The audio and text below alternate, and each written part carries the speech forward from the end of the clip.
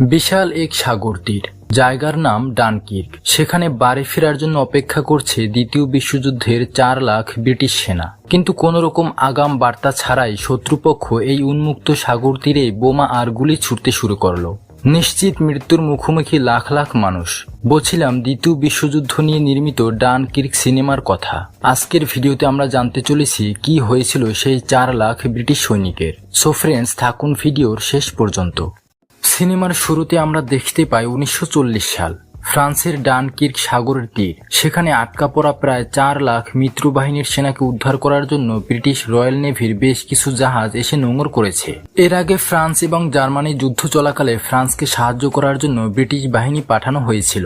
কিন্তু জার্মান বাহিনীর কাছে ফ্রান্স চূড়ান্ত পরাজিত হয় এবং জার্মান বাহিনী অফিসিয়ালি ফ্রান্স দখল করে নেয়। এর ফলে ব্রিটিশ বাহিনী কোণঠাসা হয়ে পড়ে। ব্রিটিশ জেনারেলরা বুঝতে পারে যে এখন তাদের পালানোর সময় হয়েছে। জেনারেলদের অনুমতি পেয়ে পুরো বাহিনী স্বদেশে ফেরার জন্য বন্দর এলাকা ডানকার্কে চলে যায়। এই সিনেমার প্রধান চরিত্র হচ্ছে টমি। সে কয়েকজন ব্রিটিশ সৈন্য নিয়ে ডানকির্কের উদ্দেশ্যে যাচ্ছে।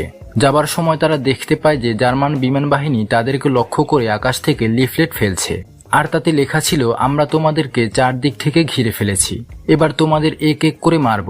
এরই মধ্যে হঠাৎ জার্মান বাহিনী আকাশ থেকে তাদের উপর বোমা হামলা শুরু করে। এর ফলে টমি ব্যতীত আর সকল সাথীরা সেখানেই প্রাণ হারায়। আর সে পালিয়ে চলে আসে ডানকির্ক সৈকতে।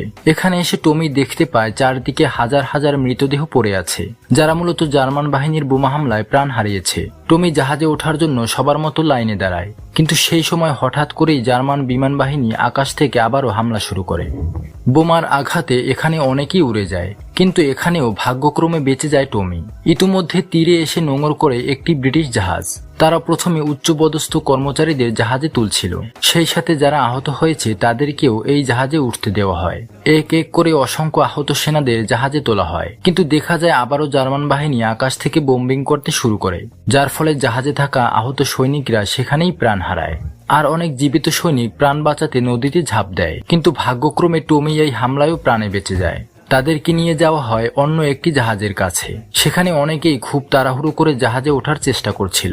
টমি এবং তার 2 জন নতুন সহযোদ্ধা জাহাজের নিচের দিকে না গিয়ে অন্য একটি কর্নারে গিয়ে আশ্রয় নেয়, কারণ তারা মনে করছিল হয়তো এই জাহাজেও হামলা হবে। কিন্তু এবার দেখা যায় আকাশ থেকে নয়, বরং পানির নিচ দিয়ে একটি সাবমেরিন টর্পেডো দিয়ে হামলা করে বসে। এর ফলে জাহাজের তলা ফেটে যায় আর জাহাজটি ডুবতে শুরু করে। টমিদের কাছে লাইফ জ্যাকেট থাকায় তারা সাঁতার কেটে একটি লাইফ বোটে উঠে পড়ে। এখানে প্রায় জাহাজের অর্ধেক নাবিক প্রাণ হারায়। টমি ও তার বন্ধুরা আবারও ডানকির্ক সমুদ্র সৈকতে ফিরে আসে এবং পরবর্তী জাহাজের জন্য অপেক্ষা করতে থাকে। এবার ব্রিটিশ জেনারেলরা বুঝতে পারে যে তাদের এখান থেকে কোনোভাবেই একসাথে যাওয়া ঠিক হবে না। তারা সিদ্ধান্ত নেয় যে ছোট ছোট নৌকায় করে সেনাদের এখান থেকে নিয়ে যেতে হবে।